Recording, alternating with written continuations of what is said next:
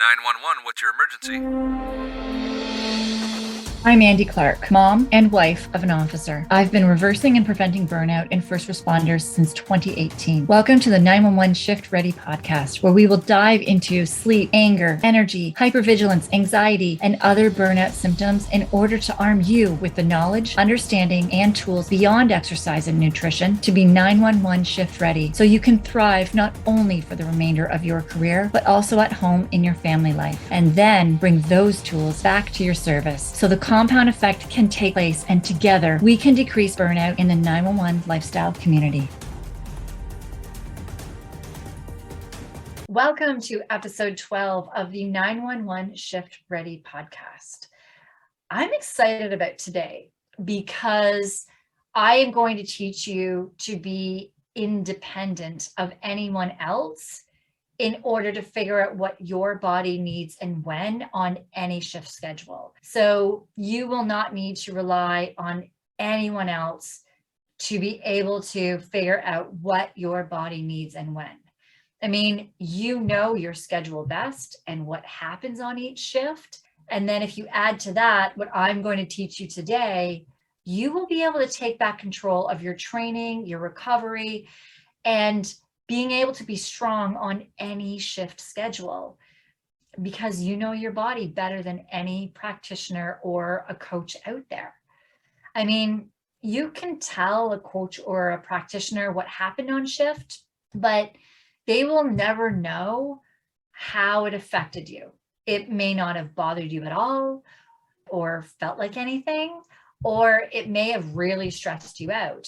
And we're talking like admin stressors or a length of a shift or maybe a pursuit. It might have been a certain call that may not have necessarily affected one person, but it may affect you.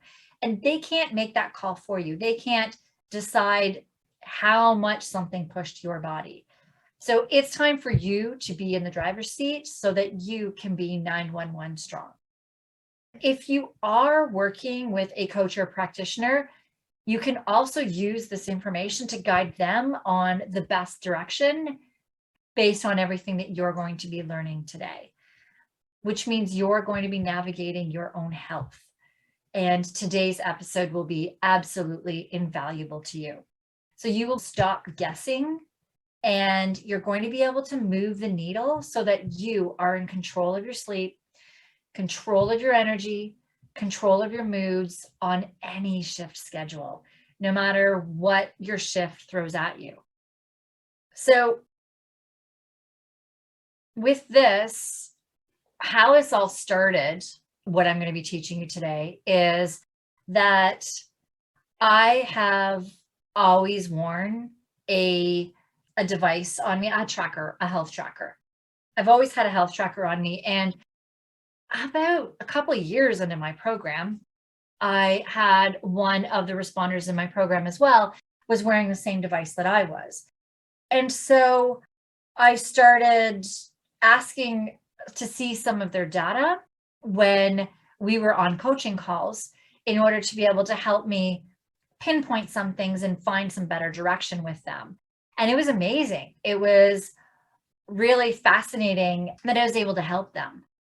And I didn't have to guess at what shifts were affecting them the most with using the data of the health tracker. And then I knew exactly which tools for my program to be able to take out to help him. And so it was fascinating. So then what happened was some others were involved in these coaching calls because they're part of our group calls. And they started getting some health trackers themselves, and we started using their data. And I found that this actually excelled the tools and everything. It allowed me to be more individual with them.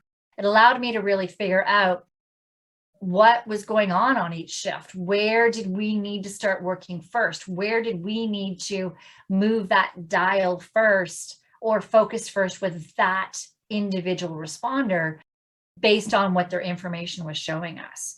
It's been crazy. Like even myself as a personal trainer, I've always had to guess. I always had to guess what my clients needed. I always had to guess what I needed.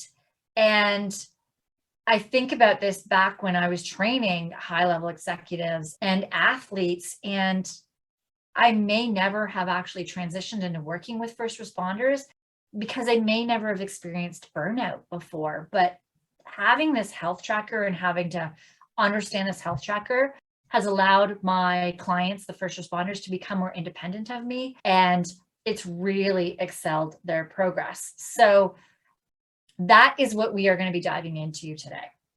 Now, your life is unpredictable. Each shift, it can go in a number of directions, not like a regular schedule, Sunday night football games, or Olympic trials. When we have athletes that are preparing for these, they know their game is every Sunday. They know when all of their major events are happening. They know when all of their game days are. So they know how to train on and off their games in order to peak during these games. But the thing is that you all need to be prepared for anything. And you're pretty much guessing at what your body needs. And you need to know it on a day-to-day basis. A lot of the information that's out there as well is for civilians. It's for their life, their schedule. That for you guys, it still isn't even a one size fits all. If I'm working with even 2 different responders at one station, let's even take in a fire station, they may be on the same truck. They may have had the same calls that they went to. But the thing is that what that responder did the day before, what's going on for them at home, what health issues are bugging them. For one of them, do they have gut issues? Another one, is their sleep more off? Me being able to actually go in, or you being able to go in, really allows you to know for yourself, what do you need in order to recover? And what do you need in order to be able to peak during hot priority calls? You don't know when they're going to come in, so we need your body to be as prepared as possible for each one and recover as quickly after. So having that data really does allow us to do it.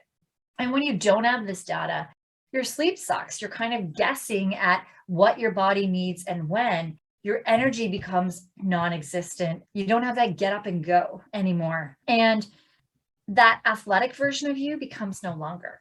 In your mind, you are very athletic and you want to do things, but when you're not able to recover when you need to recover and peak when you need to peak, that you start losing some of those gains that you had from an athletic standpoint earlier on in your career.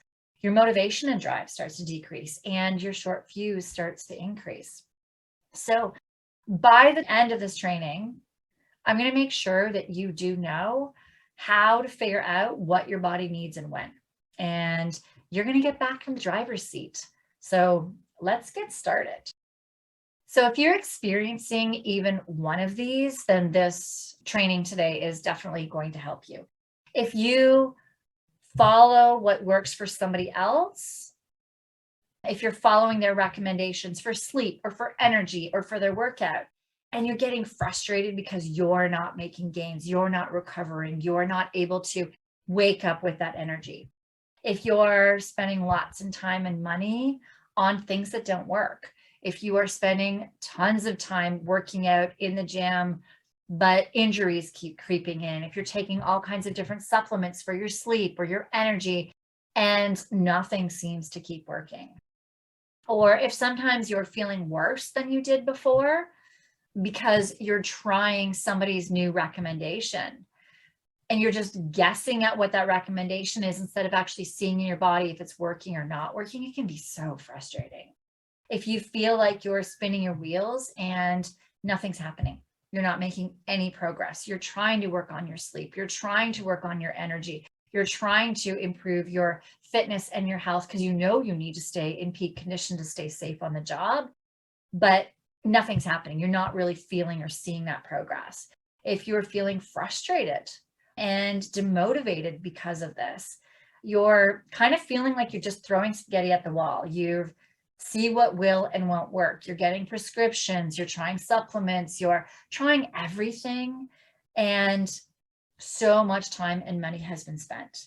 And you're finding just that things that even used to work for you, they don't work for you anymore.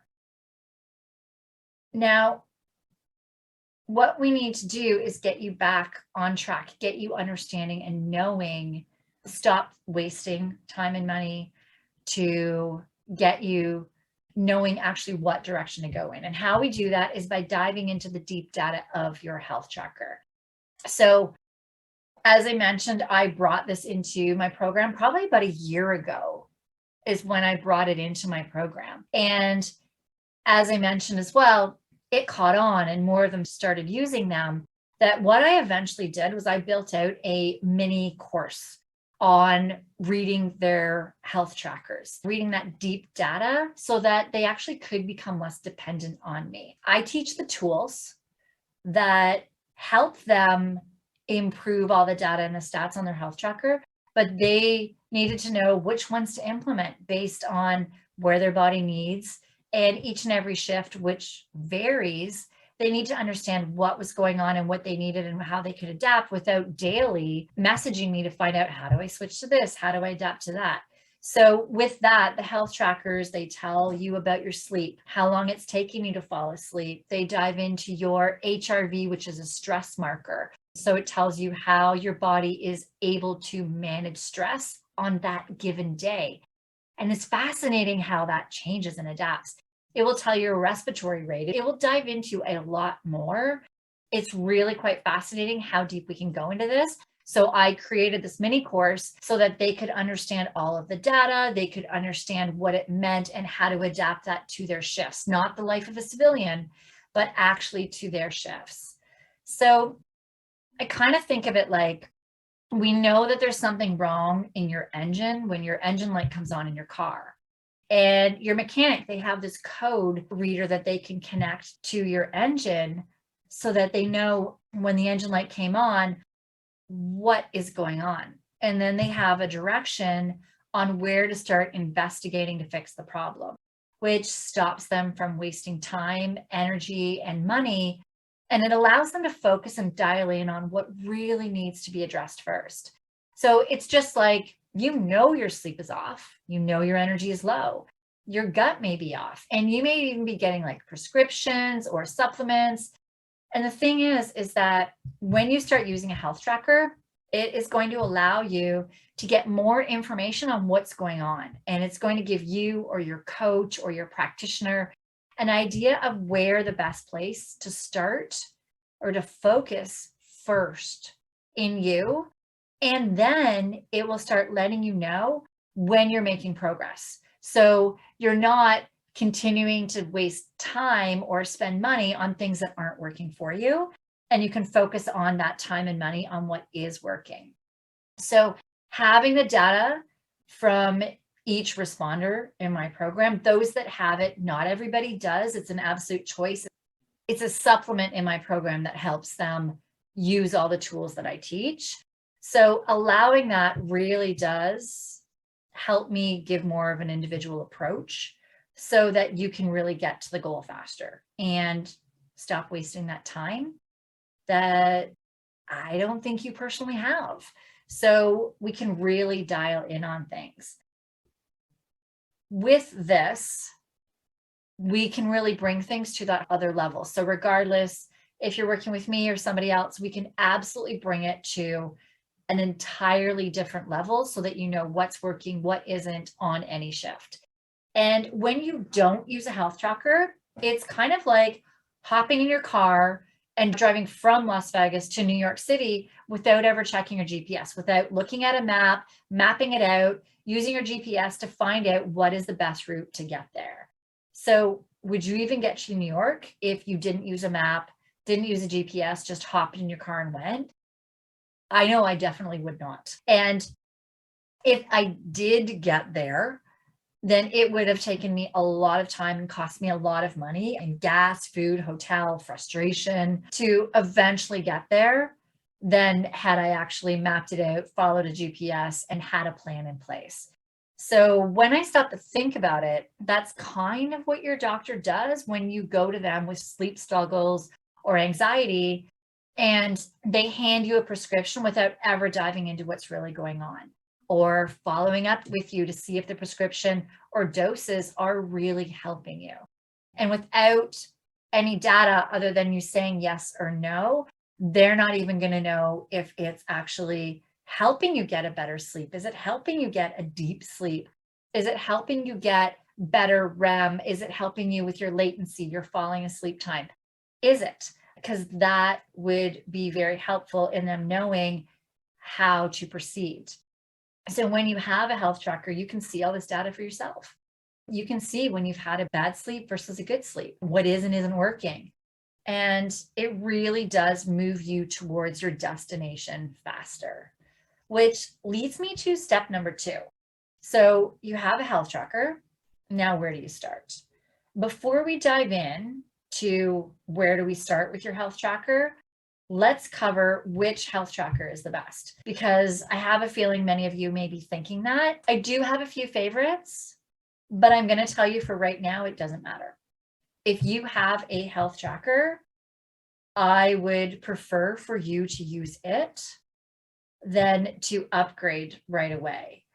Because the thing is that you need to first see if this is something that you like. Do you even like tracking your data? Your health tracker as well may give you enough of the data that you need to get started. So there's no sense in really investing in something that you may use or you may not use or you may not even need. Now, I have 2 on my wrist. If you're watching on the video here, you can see I have a ring. It's a titanium ring. It's an Oura ring, O-U-R-A. I don't recommend it for first responders because titanium ring is not really practical for your job. And then we have the Whoop band. So those are the 2 that I wear all the time, and that the other responder in my program did have was the Whoop band, and we were tracking that. So that's what we use, but we have other guys that use everything. We have Garmin's, we have Apple Watches, we have somebody even that used their bed. They have an HRV tracker on their bed. So we just use the HRV, no other stats or anything. And that gave us enough data to actually make some significant changes with that responder. And so honestly, use what you have. Don't go out and buy something new until you really do know that you are wanting to upgrade and get more stats and that you will use them, because you may find what you have works absolutely great for you. So let's get started into step number 2. So because you are a first responder, it's really important to understand how your body reacts on each shift. Now, I'm saying your body. This is not general data, but what's going on with your data. And it will not be the same for everyone. Often we are our own worst judge. We may know that our sleep sucks, or we may think that our sleep is great, but how much does it suck? How great is it? Is it on certain shifts? Like, where is your sleep on certain shifts, on certain days off? Are there patterns? So the same goes for your other stats on your health tracker. Interestingly, sometimes we think that our stats are actually worse than they are, and we find that some days aren't as bad as we thought. So finding out this data is absolutely key. If you don't have a baseline and nothing to compare your progress to, you're basically relying or guessing. So we first need to really make sure that we're getting your baseline, finding out just where everything is with you. Where is your sleep? Where does it lie? Where does your energy? Where does your HRV? Where's your respiratory rate? All of these things are really, really important data points. If yours has a respiratory rate, that I'll get into a little bit later in this episode, why that can be important for you, but that's not a maker or breaker. It's more the sleep that we want to start looking at. And the thing is that if you're constantly guessing, then you don't know what's working. So getting that baseline is really, really important. So what you want to do is you want to start tracking your sleep for an entire shift cycle or 2 cycles. Now, the cycle can vary. I know my husband used to be on a 5-week rotation of days, evenings, nights, blocks of days off in between. So for him, I would say definitely do it for that entire 5 weeks. Fire is sometimes 24 on, 24 off, 3 of those in a row, and then like 3 days off. Or an EMS guy that just started recently is a 2-week shift schedule of, this one's crazy, is 5 24-hour shifts. He's at a very, very slow station, but it's 5 shifts on, I think 2 off, 2 on. It's a 2-week rotation, and then 5 off, 2 on. It's a crazy rotation, but he would be a 2-week rotation that I would have him do 1 or 2 of those rotations. So figure out what your shift schedule is and figure out an entire block, days off and working shifts. And why a full cycle? The reason is because you will find that the data will be very, very different on days off versus on shift, but not necessarily in the way that you expect. And all of that data we can start working with later on to figure out, okay, this one point in your shift is really throwing you off. So we need to figure out, when are your good sleeps? When are your bad sleeps? Are they on shift? Are they the day before shift? Are they the day after shift? Are they days off? And do you sleep better on shift? Is it day shift, night shift, evenings, first, second, third? You all have different names for your shifts. So which shift is it for you, that where your sleep's the worst, where your sleep is the best? Track all your stats. Sometimes they'll just spit them out. I know I get them on my phone. You can actually get weekly, monthly reports, which is really cool. So do that for a little bit without really making any changes, and figure out where your baseline is. You really, really, really need to learn your baselines. And it is fascinating because often responders find that their sleep before the start of the shift is sometimes their worst. It's worse than their days, or worse than their shifts. It's worse than the end of a block of shifts. Sometimes too, day shift is actually worse for some than night shift. You might have kids of a certain age as well, and their sleep schedule may also be affecting yours. So your sleeps may be worse at home. You may have more stress at home, and that is affecting your sleep. So there's a lot of different factors to start really looking into this. We had a fire guy, 24 on, 24 off, 3 in a row. And so we were tracking his HRV. So HRV is your stress marker. It is the time in between your heartbeats. So it's the space in between one beat to another. Now, as you know, when you're stressed, when you're running, when you're pushing your body, your heart beats faster, so that space is slower. When you are relaxed and calm, there's more space. Your heart beats slower, so there's more space. So the higher your HRV, the better. So he was finding that he started his shifts with a certain HRV, and as he was going through his shift rotation, his HRV lowered, which is expected. But what wasn't expected was that he found that his first day off, his HRV lowered even worse into his second day off. So he was recovering and getting himself up on the rest of his days off. He started recovering, his HRV started going up on the rest of his days off, that he was starting at a certain baseline of his HRV going into his block of shifts, which lowered. And the thing is that if he was able to increase his HRV on his first recovery day off, the HRV that he would be going into his shift would be higher. And so we started diving into that, and we found out that he was having major family guilt on that day off. So me looking at his tracking data and looking at his baselines really, really allowed me to see that he was stressing himself out more on that first day off. And he felt guilty because his spouse was taking up all of those 24s that he was working. He would get off of a 24, come home, not sleep at all, hang out with their daughter, try to get everything on his to-do list done. His honey-do list was trying to get it all done, and didn't give himself any recovery at all. That we dove into that we started figuring out some sort of a schedule that allowed him to nap when his daughter was napping, allowed him to have help, and allowed him to spread out his to-do list over his days off, and not to work out on that first day as well, because his body couldn't handle the stress of the workout on that day, which is interesting because you would think that your days off would be your best days to work out. But that's when you start tracking your data that you may find that your first day off is not your best day to go for your personal best in the gym.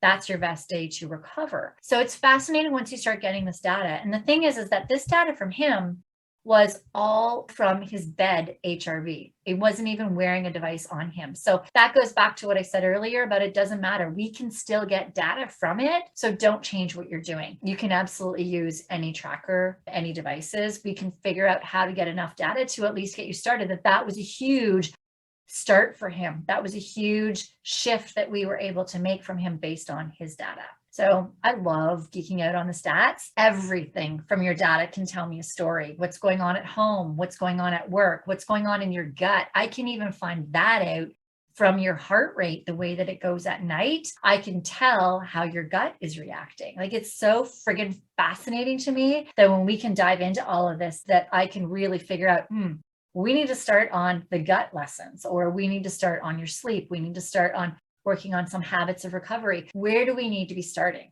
And that baseline is what is going to tell us the path that we are taking is moving the needle in the right direction. So as we have that baseline, we know your sleep usually takes you this amount of time to fall asleep. That's your latency.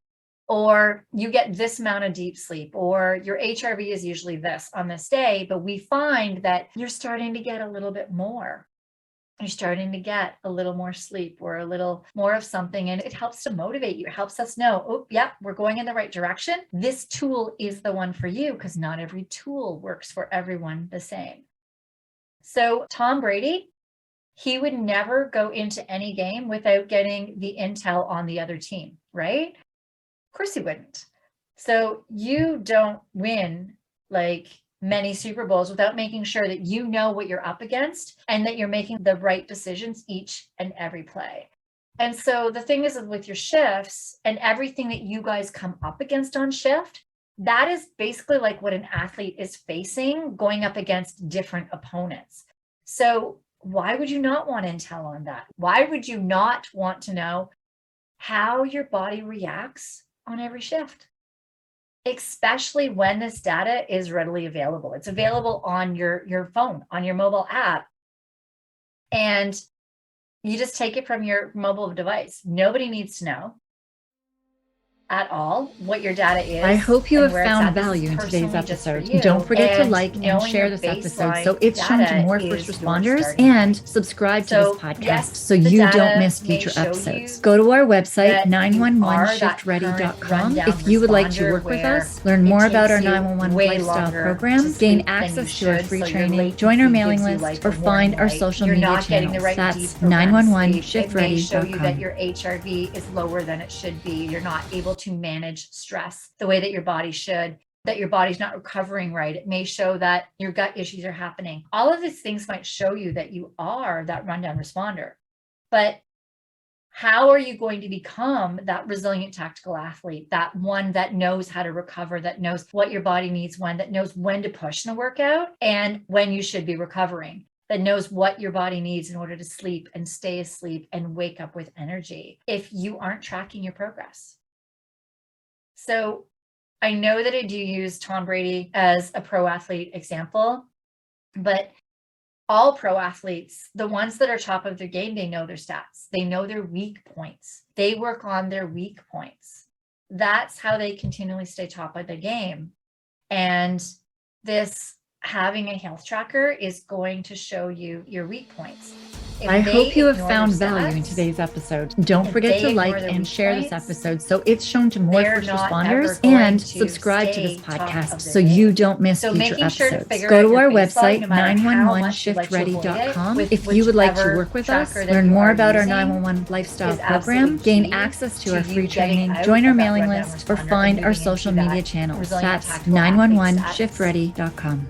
So let's recap that in step one, we talked about using a health tracker. So knowing what your body needs and when is the key to taking control of your sleep, energy, and moods. And it stops you from needing to rely on a coach or a practitioner for the remainder of your career.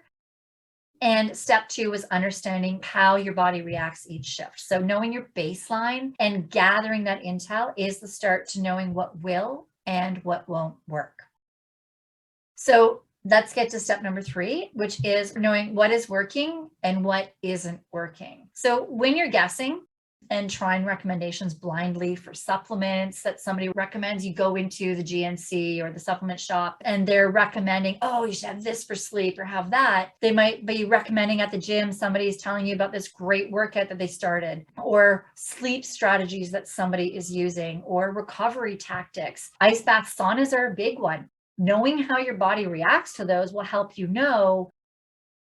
Sometimes, like if you're doing a tactic and you start testing yourself that if you do 10 minutes of it versus 30 minutes of it, and you check your stats and your stats stay the same, regardless if you do 10 or 30, wouldn't you want to just do 10 minutes of it? So this is pretty much like figuring out your path to success. It's not going to be linear. Right? I hope you have found value in today's episode. Don't forget to like and share this episode so it's shown to more first responders, and subscribe to this podcast so you don't miss future episodes. Go to our website, 911shiftready.com. If you would like to work with us, learn more about our 911 lifestyle program, gain access to our free training, join our mailing list, or find our social media channels. That's 911shiftready.com. Slide, but it shows in your data, right? So there's times too, you know this from eating healthy. We eat healthy, we're watching what we eat, and then, we have a little cookie and we have little things, and all of these things start adding up, and then all of a sudden we realize we've kind of gained some weight, and we're like, oh shoot, we're gaining weight. And then, I've got to go back to watching my eating again, not taking all these little snacks. That is the same thing. If you're not tracking your data, you're not going to be able to catch when your sleep starts sliding again, or if the supplements you're taking aren't having as much of an effect anymore, or they're not helping at all. All of these things are happening, or you may even stop doing something that's benefiting your sleep or energy because the success rate started off pretty slow, but your data is actually showing you the incline. So as I said earlier, like if you get 10 minutes of extra deep sleep, you may not feel it or notice it right away, but your data will show you you're on the right track, right? So if you spend way more time and money on the things that aren't working, you're wasting time and money. So who likes to waste money? I know I don't. And when you don't see the progress, you lose a lot of motivation. And you start steering in the wrong direction when you're not seeing the progress. And it may stop you from something that was working, but wasn't moving the needle fast enough so you could feel the progress.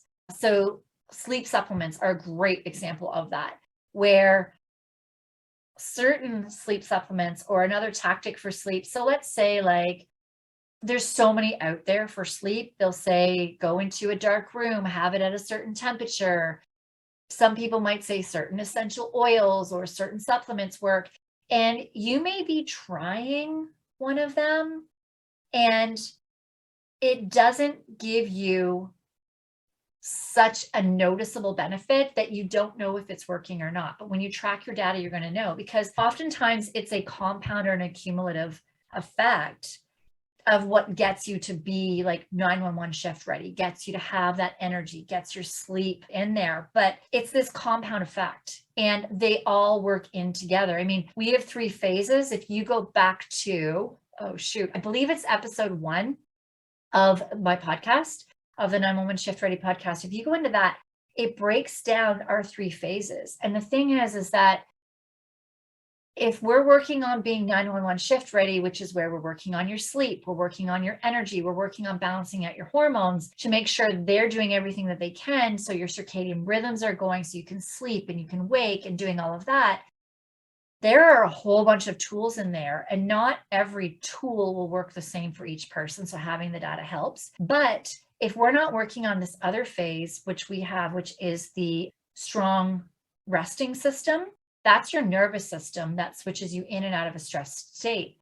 If you can't switch out of that, then that means you're always in the stress state, which we talked about before, means your HRV is going to be lower. And if we're doing things in the hormones and in the sleep that are supposed to be helping your HRV, but we're also not working on the strong resting system, then we might in our data be able to see that some of this hormone stuff's working, some of this is working, but something's still not getting you to that full destination. And we're like, that's where we need to start working on strong resting system. And then we have that third pillar as well, which is your post-shift recovery. And if you're not doing the right things, as we mentioned, that gentleman, that one fire guy who his first day off of recovery was going like a whirling dervish, not having any sleep, not having any recovery, his HRV wasn't recovering to its best potential before he went back on shift. So all of this stuff plays a part of one another, and it's not just one thing.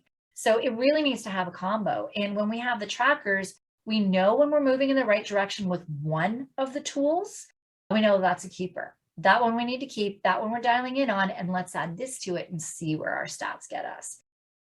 Same thing with making it worse. So it really is helpful. So when you're trying a new recommendation for my 911 Lead Performance Program, that would be those who are going through the steps in the lessons, or I actually go through their tracker data and on coaching calls, guide them on which lessons to go through next. I only add one thing at a time. So regardless on if you're in my program or you're trying to do some of this on your own, or you're working with another practitioner or another coach, you only add one new thing at a time. Why? It's kind of what we went into before. Well, actually, we didn't go into this, is because you're not going to know what's working. So if you add more than one thing, so if we're working on certain supplements to help support your testosterone and get your testosterone up so that it's working naturally and you're not needing to rely on testosterone shots or creams, or say we're working on something for your sleep, or we're working on something for your gut. If we throw in, let's say 2 or 3, even 2 things, and your stats get worse, then we're going to have to stop, take those things out, wait until your levels baseline out again. And then we have to try one of them, see how you react, see if your HRV goes up or your other stats. Then we need to test the other one and see what happens. Sometimes it's the individual of adding those as a combo that makes things worse. Sometimes it's one or the other that made it worse.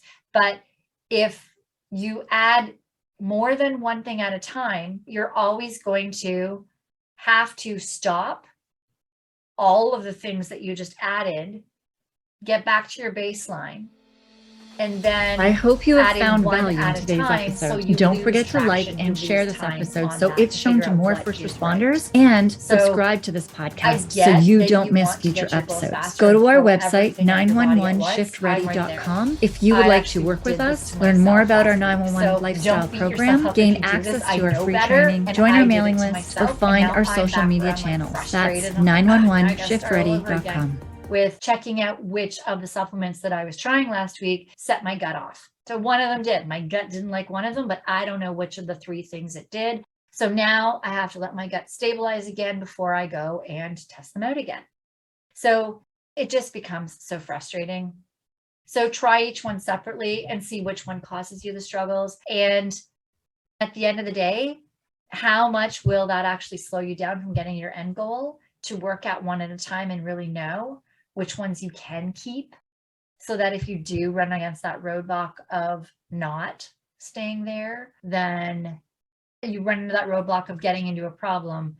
You know, you only need to go back one supplement or one remedy or one thing because you know that only that one thing held you back versus trying to problem solve then. Which I worked with a practitioner once where I was struggling, and I would message her and be like, oh, my gut's really off again, and I need to be working on this. And she would go, oh, try this and this. Or I would be where my moods, like everything was being thrown off, all my hormones, all my gut, everything was being thrown off. And she just kept adding more and more and more. And I was taking like this humongous amounts of things. It turns out it was actually the capsules or the pills that were setting me off. So every time she was adding more and more, it was making things worse, that it got to the point where I cold turkey had to stop everything and start all over again. So frustrating. So learn from those mistakes. And then you want to check if your stats improve, even by a little bit. So start only adding one thing at a time, and then check if your stats improve even by a little. That little bit, give it a minimum of a week before making any changes, sometimes longer, because different shifts will affect you differently. Also, if it is something that we're checking for gut, we want to make sure that your body has time to have that in, because some people react quickly and some things take a little bit of time until your body starts reacting to them. So you may not link things. Same thing with all of the remedies that you're doing for sleep, all of the biohacks that are out there. Only add in one at a time, and then check that your stats improve and try it for more than a week at a time, because one thing might be really good for you, but your body may not like it at an accumulative effect as well. So also, some things can get worse first. So really understanding with what remedies you're taking or what supplements you're taking will help you know if your stats are actually supposed to get worse. I hope you have found value in today's episode. So don't forget to like and share this episode so it's shown to more first responders, and subscribe to this podcast so you don't miss future episodes. Go to our website, 911shiftready.com, if you would like to work with us, learn more about our 911 lifestyle program, gain access to our free training, join our mailing list, or find our social media channels. That's 911shiftready.com. How are your stats going to change? It's basically one of the things as well that's fascinating is understanding this of when you do a workout and you push hard in a workout, your stats are going to lower, right? You may still have a great sleep, but your sleep may be a little bit affected. Maybe not. Your deep may go up if your body's healing and repairing, if you're in a good restorative state. But depending on, like, your heart rate will probably change, your strain score will definitely change. So your recovery, really, really important to know that the day after a workout, you may show that your stats are all lower, but that is understanding that you did a really, really, really tough workout the day before and your body still needs to recover. The thing is watching how long it takes you to recover. If it takes you 3 days for your stats to recover, then your body's either overtrained, it's not recovering, or what you did was not great for your body yet. And that's where we find with guys with burnout, when they're coming out of burnout, start feeling really great and they want to really kick butt in their workouts, and they go and do a workout and then their stats drop the next day, but it takes them 2 or 3 more days to recover. Your stats, the day 2 after your workout, should be coming back up. If not, then that's telling you the state of burnout that you're in as well, that your body just isn't recovering enough yet. And that's where we start getting your body stronger in order to be able to handle that. And also, it might also be telling you that that day on your shift schedule was not a good day for you. It could be just what happened on shift the day before, or it could be that that shift did not do well for you. So for some, we find that day shift, certain responders don't recover as well after their workouts, and night shift affects others where it's vice versa. Some of them recover better after days, some recover better after nights. So that's where taking this data and really understanding how many days after. So how many days after that workout do you recover on what shift schedule, and what happened on shift? What happened the day before that workout or the day of that workout that you did not recover on? Is this a regular occurrence on your shift schedule on that shift day? If so, then that tells you that that day is one that you should not be working out on that hard. But then you figure out what is the other day that you should be based on how your body reacts on your shift schedule. So alcohol is an interesting one as well, where it is very individual. Some people cannot have a drink a certain number of hours, let's say like 4 hours before they go to bed. It messes up their deep and their REM sleep, whereas some people can. It is very individual. How many drinks you're having, what time of day, where you are on your shift schedule. All of these things vary as well. So it's really, really, I love it. I think it's so much fun to start diving into this data and figuring out each step tells us which tools you need, what works for you as an individual and what doesn't. I find alcoholic so fascinating with you guys because some of you are so different to another one as to how much it affects your sleep and your recovery and how little it does in somebody else. So it's quite fascinating. We start looking at all of these stats and diving in. It's really important for you to start taking control. Yes, working with a coach or a practitioner that knows all of the routes and fastest direction to go, like detours that can definitely get you to better sleeps, get your energy up and calming your moods in your gut. But I personally feel that I would not be doing my job if I didn't teach you how to be successful and independent of me. So once we have your baseline numbers up to where you're getting a solid sleep and you can handle the stressors that are being thrown at your way at work and at home, then it's important for you to learn how to stay that way independent of me. So in my program, we do give you lifetime access to be able to ask questions in our group, and which is where we see guys pop up after a shift change, or we'll see them pop up back after they've changed departments or into another specialized unit.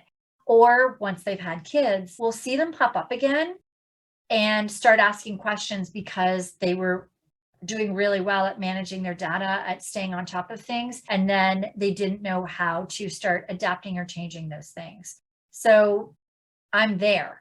I'm there when life does throw you the curveballs, but it is imperative that you know how to navigate your sleep and your stress around your shift schedule and your family life in order for you to be successful for your entire career. I mean, you're the one that needs to stay strong for the rest of your career and beyond. As a wife of an officer, this is my goal, is for you to be able to come home to your family at the end of each shift safe, happy, and with energy, and to live a life outside of the job. And if that means that you have to be independent of me, then that's what it means. It's like your kids kind of leaving the house and going out on their own. You may fumble a bit, but I'm always here for you to start asking those questions so you can become more and more independent of me as you're going through your career. But I'm always there if you need, when your schedule changes and you have questions. So to recap, we covered in step number 1 that knowing what your body needs and when is the key to taking back control of your sleep, your energy, and moods, and stops you from needing to rely on a coach or a practitioner for the remainder of your career. And then we dove into understanding how your body reacts each shift, knowing your baseline. That baseline is so important. Gathering that intel, getting that data is going to help you start knowing when you move to the next step, what will and won't work. That's the step of getting you started. So before we get into that step, I wanted to tell you one more thing about how amazing health trackers are. Kind of geek out on this, kind of like this, but when you have one that it can track your respiratory rate and you can see spikes in your respiratory rate that can actually give you advance clues that you have COVID. So often with COVID, we only realize that you have COVID once symptoms hit. And because of your job, that can mean a snowball effect on the job and at home. Like more colleagues may get hit with it. Your family members may get hit. So your risk of infecting others does go up when you only realize you have COVID once symptoms have hit. So there has been some really cool studies that have come out with respiratory rates and COVID. So your respiratory rate should only ever spike with elevation. So if you are traveling to a higher elevated level, your respiratory rate will most likely spike until you normalize. And when you have some sort of a respiratory illness. So COVID hits in the respiratory system. And what they're finding is a significant spike. Your respiratory rate should never really change more than 1 point. So mine's usually like 15.3, something like that. So sometimes I'm like 4.6, 4.7. Sometimes I'm like 16.1, but I'm in that range of 1 with my respiratory rate. And so I first learned about this respiratory rate when a PGA golfer was on tour, and he checked his respiratory rate and it spiked. He actually was feeling a little bit tired, but he'd also had jet lag traveling to, his travel schedule was pretty hectic, that he just thought it was like from travel. But he did do a COVID test the day before when he was feeling a little tired, and it was negative. But then his respiratory rate spiked the next day, and he was actually feeling fine that day. And he was ready to go out on the golf course, but he called his coach and explained to him about respiratory rates and explained to him about this. So they actually cleared him to go and warm up, but he kept his distance from other people, and they tested, and they were waiting for the test to come back. And then he got a call saying, you tested positive for COVID, and don't go near anybody and get out of there. And the thing is he would have played that game. He said he felt fine. He had full energy, completely fine, but his rates spiked. And so 20% of people through the WHOOP is actually the one that has done all the research. WHOOP has found that 20% of their members that have reported having COVID, that their respiratory rate spiked before any symptoms whatsoever. 80% of people reported a spike in respiratory symptoms the day, 1 or 2 days of symptoms occurring. So the thing is that I knew this, and a couple of months ago, COVID went through our house. Now I wear my tracker, and one of my sons wears a tracker as well. And my son wasn't showing signs yet. My husband and I had it. My respiratory rate spiked like 3 or 4 points.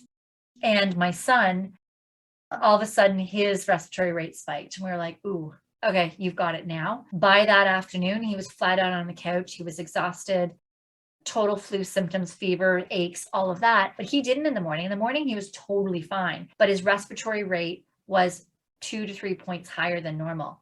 His respiratory rate actually stayed up for almost a week before it went down. So we knew rules and regs here, I think, are like 5 days after symptoms are gone. His was, we actually kept him from going out and about and doing things with anybody for much longer until his respiratory rate had come back down. And then we also have another new member as well, EMS, that tested positive for COVID, and he got himself a WHOOP band. And so I was like, what were your stats last week? And he found that his respiratory rate spiked 2 days before his symptoms when he did the test. His spiked up for a while, and once his test was negative, his respiratory rate was down again. So he found that so fascinating that he's like, this could help us. And that is the thing. This could really make the difference as well with COVID spreading through stations or spreading to other people if you are tracking and you're tracking your respiratory rate. Now, most trackers don't have them, but if you do happen to have one that does, it's a cool data marker to take note of with COVID going around right now. All right. So that leads us to the end of this podcast episode, but I do have something really cool for you guys. So hold on a sec. I think you're really going to like it. Just to recap what we went over, we recapped that having health trackers is really, really important to stop you from spending time and money, allowing you to be more in control of what your body needs, allowing you to pick the right tools and right remedies for you, and also to help you in letting you know a little bit upfront when you have COVID. Oh, I did not say too with COVID, this does not say don't take a test. This tells you when you should be taking a test. So if you're spiking beforehand, start taking a test before you're symptomatic so that you know whether or not you do have COVID. So trackers really can put you in the driver's seat of your sleep and health. And I kind of hope that you guys are as excited about health trackers and how they can actually help you thrive in your career, take back that control, and really know what your body needs. If so, you may be excited to know that at the start of this episode, I did mention that I created this bonus course for teaching those in my program how to really take this deep dive into health trackers, how to read the stats so they could become more independent of me. And more recent research has actually come out linking sleep deprivation to increased rates of suicide, ethical mistakes on the job with first responders, and the use of excessive force. So that can definitely make the difference of you coming home to your families. And that's really my priority with this, is to make sure that you do come home to your families. And so I decided that I'm going to share this health tracker course with you. Once you really know how to track and interpret all of the data, as you've seen, you can start improving your sleep. Even 10 minutes of extra sleep can make the difference between a life or death decision for you on the job. And my ultimate goal is for all first responders to be safe. So this health tracker program is what I call the Coach Yourself to Sleep program. And regardless if you decide to work with me or not, it is really important for you to build the skills to understand what your body needs and when to keep you safe on the job. So I'm sharing it all with you guys. To gain access to your free Coach Yourself to Sleep mini course, go to my website, 911shiftready.com. Look for the Coach Yourself to Sleep program and click the button. Pass along your email and we will email you the link to the course. As soon as you get your email in there, it will go right to an automation that will send the Coach Yourself to Sleep program into your inbox. So I'm really curious to hear what you think of this program and how it really does help you. That is it for today's episode. I will see you in episode 13, where we dive into when a first responder's strengths become their weaknesses. I lay it all out there in this episode. You definitely will not want to miss it. I hope you have found value in today's episode. Don't forget to like and share this episode so it's shown to more first responders, and subscribe to this podcast so you don't miss future episodes. Go to our website, 911shiftready.com. If you would like to work with us, learn more about our 911 lifestyle program, gain access to our free training, join our mailing list, or find our social media channels. That's 911shiftready.com.